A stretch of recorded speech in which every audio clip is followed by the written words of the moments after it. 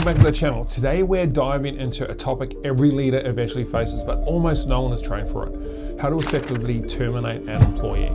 In today's quick take, I'm going to walk you through 10 key things that you need to understand before and during and after termination of an employee. These aren't theories, they're real, practical lessons from my 155-year experience. That was a joke. Stay tuned till the end and I'll have a free giveaway for you as well. Hi, my name's Lawrence. I've generated over 100 million across all my companies, failed a lot and made more mistakes than most entrepreneurs. What I share comes from real experience, no just the facts. All right, let's go. All right, number one, be clear on the real reason. So before terminating anyone, you must be completely clear on the why.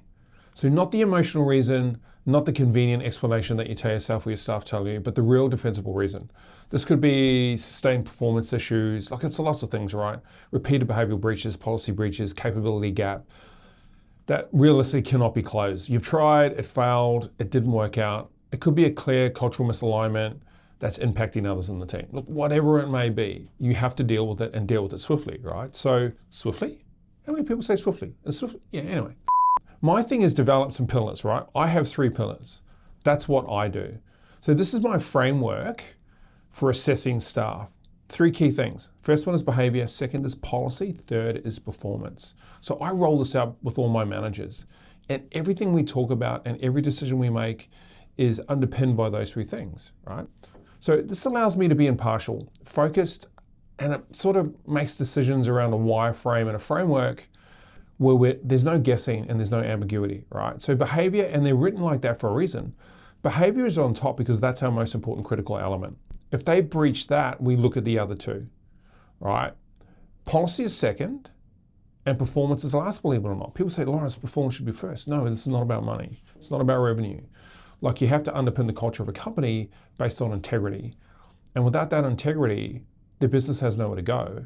So behavior is always first. Behavior unbecoming, being unprofessional, doing the wrong thing, setting negative narratives in a team is not tolerable, and for us, it's instant dismissal.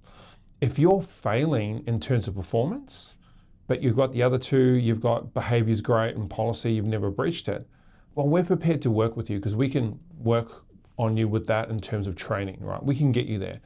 So leaders often struggle here because they blend multiple reasons together.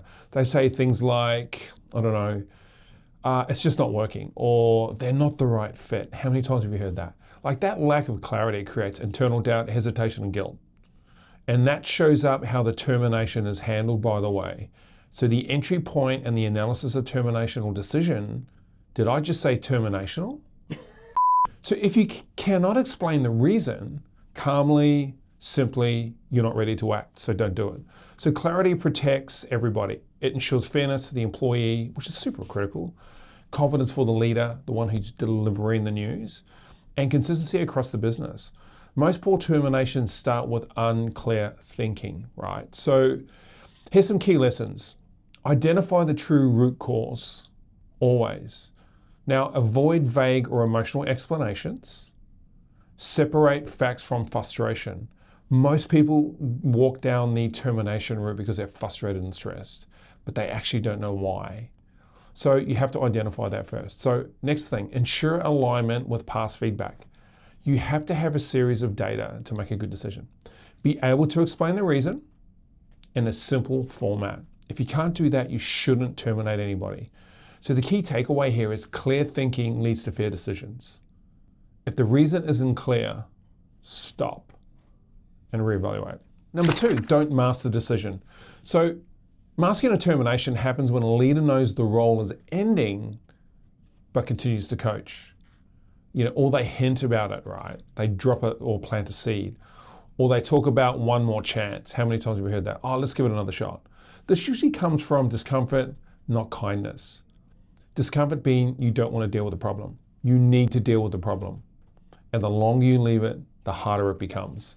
I know, I've made that decision many times, and which is the wrong decision, by the way. So while it may feel easier in the short term, it creates false hope and prolonged stress for the employee, right? And the employer or the team leader or the manager or whoever that may be, and that may be you who's watching this video today, right? So Once the decision is made, continuing to act as though improvement will change the outcome is misleading. Right? It damages trust and often makes the final conversation seriously more painful than it really needs to be. The employee keeps investing emotional energy into the situation, right, that is already decided. So be honest, be transparent, and get to it quickly. So clarity is respect. Dragging things out under false pretenses is unfair to everybody involved, especially the employee. So there's some key lessons here. So don't pretend it's still fixable. Stop coaching once the decision is final. Avoid mixed signals, so clarity, be very clear about it. Respect the employee's time. So act decisively once clarity exists. So the key takeaway in all of that is kindness is honesty delivered early, not delayed disguised as support. You need to understand that. Okay, next, understand the cultural impact. So every termination is a cultural moment, 100%. So whether you intend for it to be or not, it simply works out that way. People notice patterns quickly and they see communication, right? They can see through walls, some of these people. Look, they watch how leaders behave under pressure, how decisions are made, and whether there is consistency between what leadership says and what leadership does. As a business owner, we know this, right? And it's super critical to get this right. Underpin this about this is the starting format of a really, really positive culture. So when terminations are handled poorly, culture degrades quietly. You won't see it and then it'll sneak up on you and then it's mildly aggressive, Lawrence. So people become cautious, less engaged, and less willing to speak up. And I call that fear. So that sort of creeps in, right? So rumors normally start, they fill the gaps left by poor communication all the time. Rumor, standing around the water fountain, like we have water fountains now. They're standing around the printer. There's one outside my door. So handled properly, termination can actually strengthen culture. And it reinforces that standards matter, that expectations are real, and that leadership acts decisively, but totally respectively. So employees don't fear accountability, they fear unpredictability and inconsistency, right? So we have to be consistent around this leaders, entrepreneurs, CEOs, and founders, right? That's what we have to do. You'd be surprised where you can attribute that type of emotion or asset to the bottom line. It's crazy. Because if you have to go and re-recruit people that leave because of that issue, it's going to cost you their salary annually to replace them. So culture isn't built into mission statements. It's built on moments like this. It's built on leadership behavior. So my thing would be, some of the key lessons would be, teams observe how leaders and managers and founders and CEOs handle difficult moments. Poor execution creates fear and speculation, always. Consistent, fair handling builds trust, and predictability creates psychological safety, right? So what that means is set a time horizon and be honest about it. And if a team member is not working out, talk about it quickly. Don't talk about it behind their backs. That's not the right thing to do. It's not cool, right? So culture reflects behavior, not intention. If there was any key takeaway, it would be every termination sends a message. Make sure it's the one that you want. Choose the right time of day. Timing has a significant emotional impact on how termination is received. Best practice is early in the day and early in the week. Counterintuitive to what most people think, especially HR managers, right? So this gives the individual time to process the news, access support, and take practical next steps without feeling rushed or abandoned. Now I get it, you're thinking, I just want to get rid of them and then move them on, right? That's cool, no harm, no foul, you can do that. But if they're a long-term employee and they're going to work out a notice period and they're the right person, you can still get lift out of them and use out of them. You have to pay them anyway. So think about the investment, right? So late day on Friday, terminations often feel very transactional for the person who's leaving. So they can leave, look, I think it leaves them kind of isolated, especially if they don't have anything to lean into when they get home, right? So over that long weekend, they're replaying the conversation without access to any support. So you don't know that, so you need to think about that. I think that's super critical to get right. Don't be be fair with people. I think that's really important. So that experience can unnecessarily amplify distress and resentment with the person who you're removing from the business. It is not cool to have someone who maybe doesn't have any support and they're on their own to deal with that over the weekend on their own, right? Now, I'm not being woke here. I'm just saying, if you have a consistent application, don't get me wrong, leaders have to be strong. You have to make decisions. It's about the business. It's not about the individual, and it's definitely not about emotions. Leave your emotions at the door, right? Leaders sometimes choose timing based on convenience or avoidance, right? So strong leaders consider the human impact first. As a CEO and a founder, if you're running a company and you're watching this, you have a responsibility, right? And a duty to get this right. Because while timing won't change the outcome, it absolutely changes how the experience is remembered. And you want people leaving your business with a good taste in their mouth, not a sour one. I think that's critically important. So it does affect your recruitment strategy at scale, especially in a small city like Los Angeles. That was a joke. Anyway, look, early conversations allow processing time, avoid isolating people over the weekend, consider emotional impact, not just convenience. Come on, let's be real about this. Calm timing reduces escalation. So just walk into it, don't run into it. And thoughtful timing reflects leadership maturity. Like, don't make it convenient on a Friday so you can go out, have a few drinks, and then talk about that person behind their back. That is not cool. You want to spend time. Look, there are a couple of ways to look at this. It really depends on the position, the age of the person. There's all these factors at play. But the reason why you're the boss is because you're intelligent and you know what you're doing, apparently. Apparently, that's a joke. So consider these things. Maturity is a really good way to sort of describe this. So my key takeaway would be, in terms of timing, good timing doesn't soften the message. It just simply shows respect for the company and for the employee. All right, next, choose the right place. Whew. Man, have I got this wrong a few times. So where the termination happens matters more than you think. So the environment immediately sets the tone, right? A private, quiet, and neutral setting helps keep a conversation calm, contained, and respectful. Now, you may need that or you may not. You should just think about that. Termination should never happen in open offices. Do not get a group of people around with a pen and a pad taking notes. That is not cool. All right, so shared spaces, hallways, or informal environments do not work. They should never feel rushed or improvised. A poor setting increases embarrassment, by the way.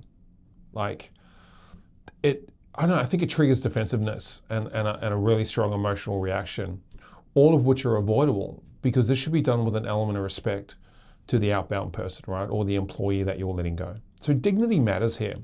I think regardless of performance or outcome, if they weren't any good at their job, well, you hired them. So what's the problem here? And if you didn't hire them, the company hired them, you work for the company, so what's the problem? So maybe you made the mistake. Isn't that an interesting lens to look at it through? So how someone exits an organization often becomes a lasting memory of leadership. And the staff see it as well. The team will see it. So some of the key lessons here is privacy reduces emotional escalation. So just take it away. Don't take it out of the office. Don't go and have a coffee and a ham and cheese toasted sandwich, please. By the way, there's a lot of calories in one of those sandwiches. But, you know, do it in the office. You cannot make this a social event, right? So just privacy does de-escalate emotion. So neutral environments support calm conversations, so I always like to do that. I hate boardrooms, by the way. That boardrooms are never my thing. I just kind of don't like them. We have a green room. I like a green room. It's got beautiful leather chairs. They swivel, which is kind of cool. And it makes things a little bit more relaxed, right? Avoid public and informal spaces. We all kind of know that. Like, don't screw that up. And plan discreet exits.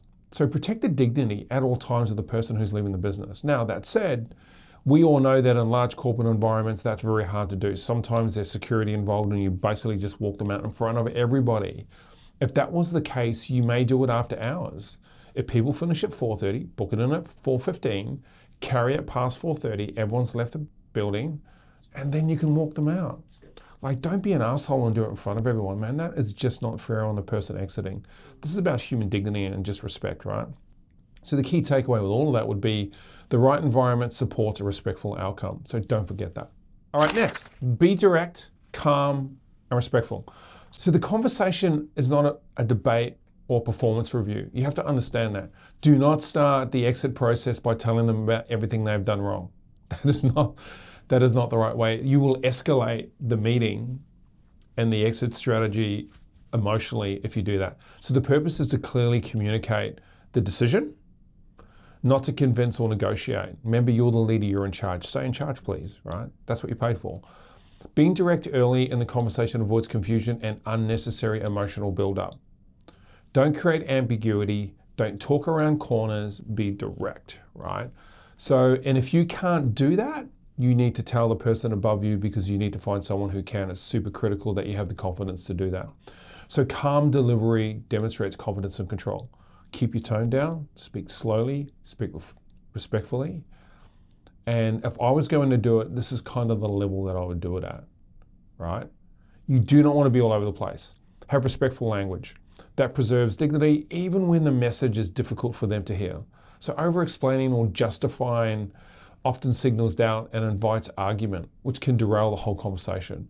Get to the point, keep it on point. Less is more, people, all right? So being human doesn't mean being emotional, not whatsoever. I've made that mistake, right?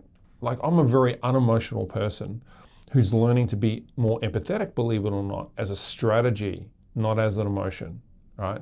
So you can acknowledge impact without reopening the decision because the decision has been made and the decision is final, right? You do want to say things like, we've been thinking and talking about this through the HR department and myself, pitching and catching this for a couple of weeks, and we've come to this conclusion. Like, so you should give them some background story that you've actually spent time on making this decision, and it's not flippant emotional, right? So just try and get that bedded down. So state the outcome early and clearly. Avoid arguing or debating like the plague. Maintain calm, steady tone, use simple factual language. Say it once, don't repeat yourself. And clarity and calm prevent unnecessary conflict. Remember that. Be prepared just in case. Like, you must be prepared because you don't really know what's going to happen. Most terminations are straightforward, I get it. But some are not. You know, they're just not. Like, leaders should always be prepared for an emotional response, such as shock. It's like when you get your first car and your dad pulls it up and it's a Prius. It's like, oh my God. And it's really shocking, right? You have to be able to just, you know, things are going to go wrong. So just be prepared for it. What I normally do is I'd have a document ready, you know, so it's kind of planned out. You should invest time in this. Understand the final pay, understand their entitlements that you have to pay them, and plan a system for them, right? And let them know that there's something available if support is needed by them. Like, that's really cool to do, and I think that's a decent thing to do. This isn't about expecting the worst, it's about protecting everyone involved, right? But just be prepared for that. Like, they will ask you questions, well, what about my pay? You need to have that information locked down, people. And don't make it up. Be honest with them, right? If they have resigned and it affects their outbound settlement, just tell them. You've made the decision anyway. This preparation gives you confidence, and, you know, which the other person will kind of feel that during this process. And I think that's really important for them as well. If they feel confident in your decision and that this is well organized and that you've already thought about it and that your cadence is in alignment with just being ethical and being decent, they'll probably be okay with it. If you treat them disrespectfully and act like an well, they won't. You know, they'll go into protection mode and then they'll start swinging, right? You know, I've even had, you know, just as a bit of a side note, I had a physical altercation from having to cancel a contract with somebody. It's crazy. I used to get sued because I was no good at letting people go, man. I was no good at it. It's taken me, you know, I had to learn how to do this, and I've become relatively good at it over the, you know, certainly later on in my, you know, 140 years of business. But so I kind of expect the emotion, you know. So preparing documentation in advance has been super helpful to me. It just really makes me stay on point. So, and by the way, you can't force a team member to do it if they're not experienced. I think that's a really bad decision. So 2 of you can do it. It doesn't need to be 3, that's for sure. 2 only. While one's in learning, the key leader is doing it. So, so the key takeaway here is that preparation allows you to lead calmly under pressure. And I think that's a really respectful way to let someone go. Let's close the conversation properly. Now, people, How the meeting ends is just as important about how it begins. In fact, probably more so. So listen up. You have to clearly outline what happens next, like today, this week, and beyond. Explain the timelines and next steps and the points of contact. Avoid rushing the ending or abruptly cutting the conversation short. You have to be very careful about that. You know why? Because they will sue you if they felt like they haven't been dealt with correctly. It happens all the time. It's crazy. And that's just a distraction, and it's noise, and it's just a waste of money for everybody and time. So if you do that, that creates confusion, it creates resentment, and a whole bunch of other things. So a clean, respectful close allows the individual to proceed and leave with dignity. Don't we all want that? Of course. So people always remember the ending. Now, I don't know why, but they always do. I've made some bad decisions about that ending. I've allowed other people to do the ending for me. Well, I should have taken lead of it.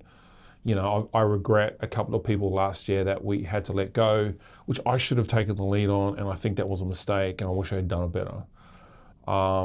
So I'm not happy about that. But look, it is what it is. We learn from these things. There were a lot of things going on at the time, as there is in business, right? There's all these things going on. You just want someone else to deal with it. But those people did not know how to deal with it. So, you know, anything that happens in your company, by the way, you're responsible for as a founder and CEO. You know, you just got to take that on the chin. So, you know, my advice, clearly outline the next steps, cover the logistics without rushing, allow time for questions, not too many, but just enough. Avoid abrupt endings, maintain respect until the end. You know, so a strong ending reduces confusion and it reduces a lot of emotional fallout as well. Okay, so we're coming to the end of this. So you've let the person go. Now what do? What you do next matters a lot, right? So termination is not the end of the leadership responsibility. It's the beginning of the next phase. Phase 2, that's right, there's 2 phases of this, people. Did you know that? So how you communicate with the team afterwards shapes trust, stability, and morale. Completely. If anyone has f***ed that up in their career, their early executive career, it was me. So avoid gossip, oversharing, or emotional explanations, please. Keep communication factual and to a minimum, and certainly keep it respectful. Teams don't need all the gory details, right? You don't need to be telling them we let them go because of this reason. We let them go because they're a poor performer. No one wants to hear that, right? So take responsibility for it. No one needs to know the details. So they just need reassurance, clarity, and direction. We let this person go. It's unfortunate. Here's what we're doing now. It's pretty simple, right? This is also a moment for leadership reflection. So were the expectations clear from the recruitment process whilst they're in the role? It's really such a good way to audit yourself. So were issues addressed early enough? Did you do that? I don't know. Maybe you didn't. Be honest about it. Systems or behaviors need improvement. What processes do you have and policies do you have that weren't clear? So strong leaders learn from terminations rather than simply moving on. It's like making mistakes, right? We learn from our mistakes. Without them, we kind of don't really grow. So handled well, teams stabilize quickly. Handled poorly, culture erodes quietly. I've seen it. It's happened to me.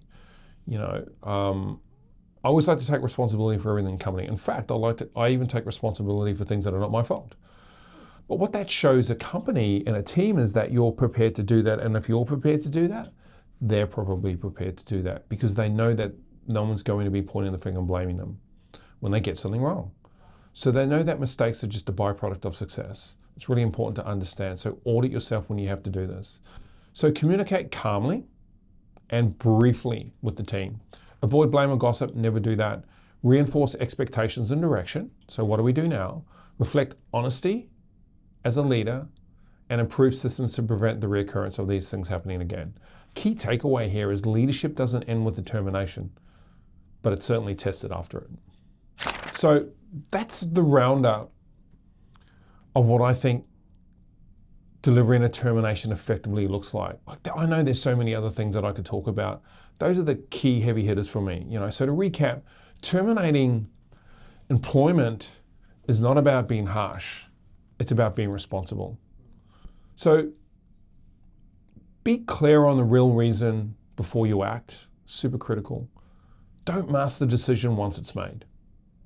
get straight to it. Take your time and validate the decision properly. Do not make this decision on emotion. It will be the wrong decision. Look at the metrics, look at the policy, look at the behavior. Understand the cultural impact of how you handle it. Choose the right time of day. I know it seems like a small thing, but it's super critical. And also choose the right place. Be direct, be calm, and be super respectful.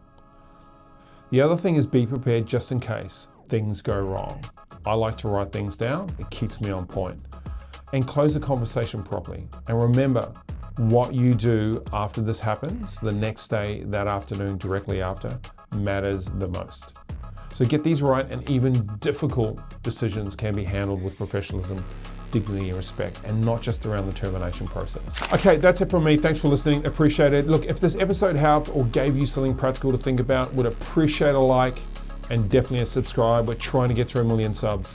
So look, share this with someone who you think could benefit from it. That'd be great. We do this for free and we fund it ourselves. Well, I do. Henry doesn't do anything. All he does is pay off his prayers. Anyway, let's not talk about that. So your support generally helps. You got a question, drop me a comment and I'll get back to you. I always do. Thanks again, and I'll see you next time.